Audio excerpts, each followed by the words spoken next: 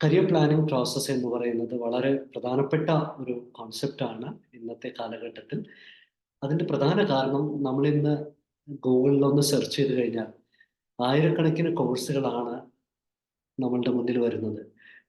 10ാം class കഴിഞ്ഞ് കഴിഞ്ഞാൽ ഒരുപാട് സ്ട്രീം അവൈലബിൾ ആണ്. ഏത് സ്ട്രീം എടുക്കണമെന്ന് വിദ്യാർത്ഥികൾക്ക് വളരെ കൺഫ്യൂസ്ഡ് ആണെന്ന് പറയാം.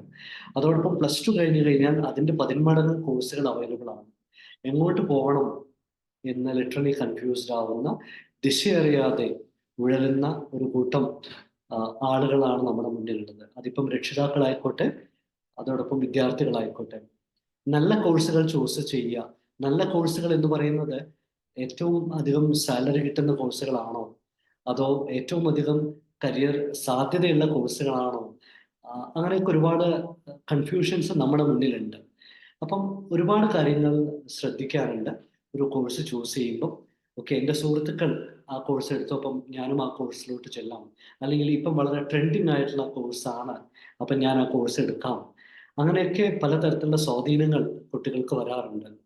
അപ്പം നമ്മുടെ അക്കാഡമി ട്രിപ്പിൾ വിദ്യാർത്ഥികൾക്കായിട്ട് ഒരു career counselling, career planning series ഇവിടെ ചെയ്യാൻ പോവുകയാണ്. അപ്പം അതിൻ്റെ ഭാഗമായിട്ടുള്ള ചെറിയ ചെറിയ വീഡിയോസ് ആണ്. കരിയർ കൗൺസിലിംഗുമായിട്ട് ബന്ധപ്പെട്ട, കരിയർ ഗൈഡൻസുമായിട്ട് ബന്ധപ്പെട്ട കാര്യങ്ങൾക്ക് നിങ്ങൾക്ക് ഞങ്ങളെ ബന്ധപ്പെടാം. അതിനു മുൻപ് ഈ കരിയർ ഗൈഡൻസ് എന്നുള്ള കോൺസെപ്റ്റ് ശരിക്കും വളരെ ജനറിക് ആണ്. ഇപ്പം ഒരു 100 കുട്ടികൾ നമ്മുടെ മുന്നിലുണ്ടെങ്കിൽ നമുക്ക് എന്തൊക്കെയാണ് കോഴ്സുകൾ, ഈ കോഴ്സുകൾ എവിടെയൊക്കെയാണ് എന്ന് പറഞ്ഞു കൊടുക്കാൻ മാത്രമേ പറ്റുള്ളൂ.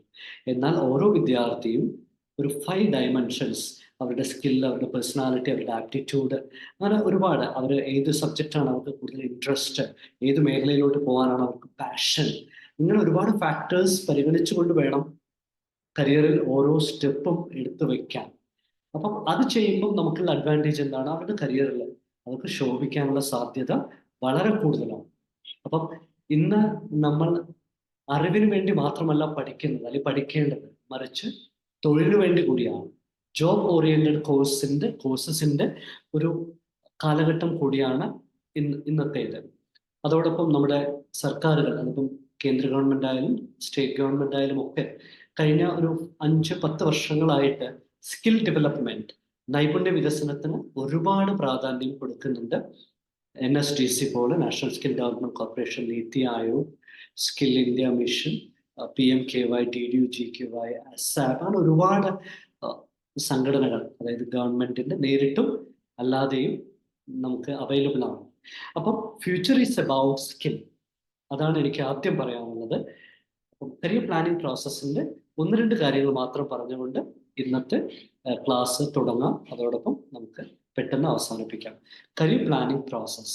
2, എംപ്ലോയേഴ്സ്, അല്ലെ, തൊഴിൽ തരുന്ന ആളുകൾ എന്താണ് നമ്മളിൽ നിന്നും പ്രതീക്ഷിക്കുന്നത്, ജോബ് സീക്കേഴ്സിൽ നിന്നും പ്രതീക്ഷിക്കുന്നത്, അതുകൂടെ നമ്മൾ മനസ്സിൽ വെച്ചുകൊണ്ട് വേണം ഓരോ കോഴ്സ് ചൂസ് ചെയ്യാനും. നമ്മൾ ഷേപ്പ് ആവാനും, നമ്മൾ ഒരു സ്ഥാപനത്തിൽ ചെന്ന് മോൾഡ് ചെയ്യപ്പെടുമ്പോൾ എന്താണ് മാർക്കറ്റിന് വേണ്ടത്, അവരുടെ റിക്വയർമെന്റ് എന്താണ്, അതിനനുസരിച്ച് വേണം നമ്മൾ മോൾഡ് ചെയ്യപ്പെടാൻ.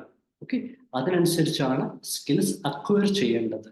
കരിയർ പ്ലാനിംഗ് പ്രോസസ് എന്ന് പറയുമ്പം ഓരോ സ്റ്റുഡൻസിനെയും അല്ലെങ്കിൽ ഓരോ ഇൻഡിവിജ്വൽസിനെയും ഒരുപാട് കരിയറുമായിട്ട് ബന്ധപ്പെട്ട അറിവുകൾ ഗ്യാദർ ചെയ്തുകൊണ്ട് ആ സ്കില്ലും കോമ്പിറ്റൻസിയും എല്ലാം ബ്ലെൻഡ് ചെയ്തുകൊണ്ട് ഓരോ ലക്ഷ്യങ്ങൾ സെറ്റ് ചെയ്ത് പ്രവർത്തിപ്പിക്കാൻ പ്രേരിപ്പിക്കുന്ന ഒന്നാണ് കരിയർ പ്ലാനിംഗ് എന്ന് പറയുന്നത്. ഓക്കെ, നമ്മളിപ്പം നമ്മുടെ കരിയറിനെ കുറിച്ച് ഒരു ബ്ലൂ പ്രിന്റ് തയ്യാറാക്കൽ തന്നെയാണ് കരിയർ പ്ലാനിംഗ് എന്ന് പറയുന്നത്. ഓക്കെ, അപ്പം അത് ഓരോ വിദ്യാർത്ഥിയും അല്ലെങ്കിൽ ഓരോ ആളുകൾക്കും ഡിഫറെൻ്റ് ആയിരിക്കും. അപ്പം അവരുടെ ടേസ്റ്റും അവരുടെ അഭിരുചിയും അവരുടെ അഭിനിവേശവും ഒക്കെ അനുസരിച്ച് കരിയർ പ്ലാനിങ് ചെയ്യേണ്ടതായിട്ടുണ്ട്. ഞാൻ നേരത്തെ പറഞ്ഞ പോലെ കരിയർ ഗൈഡൻസ് എന്ന് പറയുന്നത് ബ്രോഡ് ആയിട്ടുള്ള, ജനറൽ ആയിട്ടുള്ള ഒരു കോൺസെപ്റ്റ് ആണ്. എന്നാൽ ഓരോ വിദ്യാർത്ഥികളും അവരുടെ ആപ്റ്റിറ്റ്യൂഡ് അനുസരിച്ച് അത് സൈക്കോമെട്രിക് കരിയർ അസസ്മെന്റ് ഒക്കെ ചെയ്യാം, അല്ലെങ്കിൽ അത് ഇല്ലാതെ തന്നെ ചെയ്യാൻ പറ്റുന്ന ആളുകളുമുണ്ട്. എന്നിട്ട് അവർക്ക് സ്യൂട്ടബിൾ ആവുന്ന കരിയർ അവർ മാപ്പ് ചെയ്യണം. So let me emphasize the word career mapping, which is very important. Okay, അപ്പം ഓരോ സ്റ്റേജിലൂടെ ഓരോ വിദ്യാർത്ഥി കടന്നു പോകുമ്പോഴും അത്തരത്തിൽ ചെയ്യേണ്ടതായിട്ടുണ്ട്. കാരണം ഷോർട്ട് ടേം ഗോൾ ഉണ്ട്, ലോങ് ടേം ഗോൾ ഉണ്ട് എന്നൊക്കെ നമുക്കറിയാം. അതിനനുസരിച്ച് നമ്മുടെ കരിയറും ബിൽഡ് ചെയ്യേണ്ടതായിട്ടുണ്ട്. കാരണം ഇന്ന് നമ്മൾ സജസ്റ്റ് ചെയ്യുന്ന ഒരു കരിയർ, ഒരു +2 കഴിഞ്ഞ ഒരു കുട്ടിയോട് പറയുകയാണ്, ഓക്കെ, നിങ്ങൾ ഈ കോഴ്സ് എടുക്കൂ എന്ന് പറയുകയാണ്. 10th കഴിഞ്ഞ ഒരു കുട്ടിയോട് പറയുകയാണ് സയൻസ് എടുക്കൂ പറയാണ്, അല്ലെങ്കിൽ കൊമേഴ്സ് എടുക്കൂ പറയാണ്. എന്നാൽ ഇദ്ദേഹം പഠിച്ച് പുറത്തിറങ്ങുന്നത് ഒരുപക്ഷെ 5 കൊല്ലം കഴിഞ്ഞിട്ടോ അല്ലെങ്കിൽ 7 കൊല്ലം കഴിഞ്ഞിട്ടോ ആയിരിക്കും. അപ്പം ഇതേ കോഴ്സിന് ഇതേ പ്രസക്തി ആ സമയത്ത് ഉണ്ടാവണം എന്ന് യാതൊരു നിർബന്ധവുമില്ല. പക്ഷെ നമ്മൾ ഇൻട്രസ്റ്റഡ് ആയിട്ട് ഒരു കോഴ്സ് എടുക്കുകയാണെങ്കിൽ എത്ര ടഫായിട്ടുള്ള കോമ്പറ്റീഷൻ ആണെങ്കിലും നമുക്ക് അവിടെ ഒരു സ്പേസ് കണ്ടെത്താൻ നമുക്ക് പറ്റും. ബിക്കോസ് നമ്മുടെ പെർഫോമൻസ് അത്രത്തോളം നല്ലതായിരിക്കും, അവിടെ നമുക്ക് എക്സൽ ചെയ്യാൻ പറ്റും. ഓക്കെ, ഇത് പ്രധാനപ്പെട്ട ഒരു സ്ലൈഡാണ്. എന്തൊക്കെ സ്റ്റെപ്സ് ആണ് കരിയർ പ്ലാനിങ് പ്രോസസ്സിൽ ഉള്ളത് എന്നുള്ളത്. ആദ്യത്തെ പോയിന്റ്, ഹു ആയി, നിങ്ങൾ ആരാണ് എന്ന്. സ്റ്റാർട്ടിംഗ് പോയിന്റ്, നിങ്ങൾ നിങ്ങളെക്കുറിച്ച് ഏറ്റവും മികച്ച രീതിയിൽ മനസ്സിലാക്കുക. അതിന് നിങ്ങളുടെ സോർട്ട് അനാലിസിസ് നിങ്ങൾക്ക് ചെയ്യാം. നിങ്ങളുടെ സ്ട്രെങ്ത് എന്താണ്, നിങ്ങളുടെ വീക്ക്നെസ് എന്താണ്, നിങ്ങളുടെ മുന്നിലുള്ള അവസരങ്ങൾ എന്തൊക്കെയാണ്, നിങ്ങളുടെ മുന്നിൽ നിങ്ങൾ അല്ലെങ്കിൽ അതിജീവിക്കേണ്ട വെല്ലുവിളികൾ എന്തൊക്കെയാണ്. ഇത് കരിയറുമായിട്ട് ബന്ധപ്പെട്ട് പറയുമ്പോൾ ഇപ്പം നിങ്ങൾക്ക് ഒരു ഇഷ്ടപ്പെട്ട ഒരു വിഷയമാണ് മെഡിസിൻ എന്ന് പറയുന്നത്. ഓക്കെ, അപ്പം നിങ്ങൾക്ക് നീറ്റ് എഴുതണം അല്ലെങ്കിൽ മെഡിസിന് അപ്ലൈ ചെയ്യണം. നിങ്ങൾ പ്ലാൻ ചെയ്യുന്നത് എയിംസും ജിപ്മറും ഒക്കെ ആണെന്ന് വിചാരിക്കുക. അപ്പം ഒരുപക്ഷെ ഈ വ്യക്തിക്ക് അയാളുടെ ഇൻട്രസ്റ്റ് മെഡിസിൻ ആണെങ്കിൽ പോലും അയാളുടെ പേഴ്സണാലിറ്റി, ഇപ്പം രക്തം കണ്ടു കഴിഞ്ഞാൽ തലചുറ്റി വീഴുന്ന, ബട്ട് ചില കാര്യങ്ങൾ ചില ആളുകൾക്ക് കോഴ്സിന്റെ ഭാഗമായിട്ടുള്ള ട്രെയിനിങ്ങിലൂടെ ശരിയാക്കാവുന്നതേ ഉള്ളൂ. എന്നാലും ഞാൻ ജസ്റ്റ് സൂചിപ്പിക്കുന്നതിന് മാത്രം. ഓക്കെ, ഇൻട്രസ്റ്റ് എന്തെങ്കിലും ഇനി ചില വിഷയങ്ങളിൽ, സയൻസുമായിട്ട് ബന്ധപ്പെട്ട ചില വിഷയങ്ങളിൽ പെർഫോമൻസ് വളരെ കുറവാണ്, മാർക്ക് സ്കോർ ചെയ്യൽ വളരെ മോശമാണ് എങ്കിൽ ആ വിഷയങ്ങൾ എടുക്കുന്നതിന് യാതൊരു അർത്ഥവുമില്ല. എഞ്ചിനീയറിംഗും അപ്രകാരം തന്നെയാണ്. മാത്തമാറ്റിക്സിലും അല്ലെങ്കിൽ ഫിസിക്സിലൊക്കെ ഒട്ടും താല്പര്യമില്ലാത്ത, സ്കോർ ചെയ്യാത്ത, ഒരു ആപ്റ്റിറ്റ്യൂഡ് ഇല്ലാത്ത ഒരു വിദ്യാർത്ഥി ആ വിഷയത്തിൽ എക്സൽ ചെയ്യാനുള്ള സാധ്യത വളരെ കുറവാണ്. അപ്പം നിങ്ങൾ എവിടെ നിൽക്കുന്നു എന്നുള്ളത് വളരെ പ്രധാനമാണ്. അതിന് നിങ്ങളുടെ ഒരുപാട്, നിങ്ങളുടെ വ്യക്തിത്വം, നിങ്ങളുടെ പേഴ്സണാലിറ്റി ഓറിയന്റഡ് ആയിട്ടുള്ള കാര്യങ്ങൾ, നിങ്ങളുടെ മനോഭാവം, ഇതെല്ലാം, നിങ്ങളുടെ ബിഹേവിയർ, നിങ്ങളുടെ പാറ്റേൺസ്, ഇതെല്ലാം പരിഗണിക്കണം. നിങ്ങൾ ആരാണ്, number 1. That is a starting point. Number 2, identify careers related to interest, abilities and preferences. സംസാരിക്കാൻ ഒരുപാട് ഇഷ്ടമുള്ള ഒരു വ്യക്തിയാണെന്ന് വിചാരിക്കുക. ഉദാഹരണത്തിന് മാർക്കറ്റിംഗ്, സെയിൽസ് ഓറിയന്റഡ് ആയിട്ടുള്ള കാര്യങ്ങൾ നമുക്ക് സജസ്റ്റ് ചെയ്യാൻ പറ്റും. ടെക്നിക്കലി സൗണ്ട് ആയിട്ടുള്ള ഒരു ആളുകളാണെങ്കിൽ നമുക്ക് IT റിലേറ്റഡ് ആയിട്ടുള്ള കാര്യങ്ങൾ നമുക്ക് സജസ്റ്റ് ചെയ്യാൻ പറ്റും. അല്ലെങ്കിൽ കോഡിങ്ങിലൊക്കെ തൽപരനായിട്ടുള്ള ഒരു വ്യക്തിയാണെങ്കിൽ അത്തരത്തിൽ നമുക്ക് സജസ്റ്റ് ചെയ്യാൻ പറ്റും. പിന്നെ പറന്ന് നടക്കാൻ ആഗ്രഹമുള്ള ആളുകളാണെങ്കിൽ അത്തരത്തിലുള്ള കോഴ്സുകൾ അവൈലബിൾ ആണ്. വരയ്ക്കാൻ ഇഷ്ടമുള്ള ആളുകളാണെങ്കിൽ അത്തരത്തിലുള്ള കോഴ്സുകൾ, വാഹനങ്ങളോട് താല്പര്യമുള്ളവരാണെങ്കിൽ അത്തരത്തിലുള്ള കോഴ്സുകൾ, ഇങ്ങനെ വിഭിന്ന കോഴ്സുകൾ, അല്ലെ, നിരവധി കോഴ്സുകൾ അവൈലബിൾ ആണ്. നമ്മുടെ ഇൻട്രസ്റ്റ് ഈസ് ഇമ്പോർട്ടൻറ്റ്, നിങ്ങളുടെ എബിലിറ്റി ഈസ് ഇമ്പോർട്ടൻറ്റ്.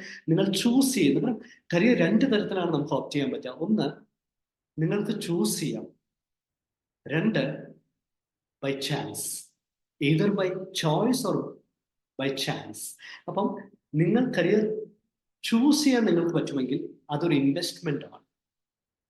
ബൈ ചാൻസിലൂടെ നിങ്ങൾ ഒരു കരിയറിൽ എത്തിപ്പെടുകയാണെങ്കിൽ അത് ഒരിക്കലും ഒരു ഇൻവെസ്റ്റ്മെന്റ് അല്ല, മറിച്ച് അതൊരു എക്സ്പെൻഡിച്ചർ ആണ്.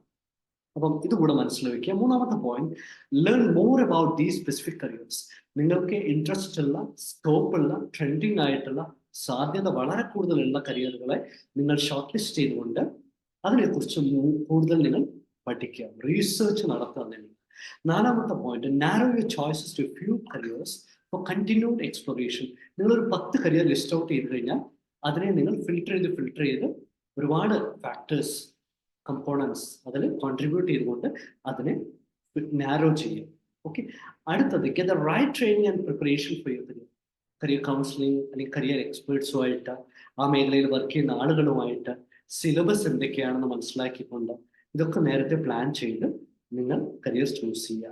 കാരണം ഒരുപാട് എക്സാമ്പിൾസ് ഞങ്ങൾക്ക് പറയാൻ പറ്റും. കാരണം പല സ്ഥാപനങ്ങളിൽ ഓരോ കോഴ്സുകൾ ചൂസ് ചെയ്ത് ഡിസ്കണ്ടിന്യൂ ചെയ്യുന്ന ആളുകളെ അറിയാം. അത് പല കാരണങ്ങൾ കൊണ്ടാണ്. ചില ആളുകൾ പറയും ഓക്കെ ഭക്ഷണം ശരിയില്ല, അല്ലെങ്കിൽ ഫാക്കൽറ്റീസ് ശരിയില്ല.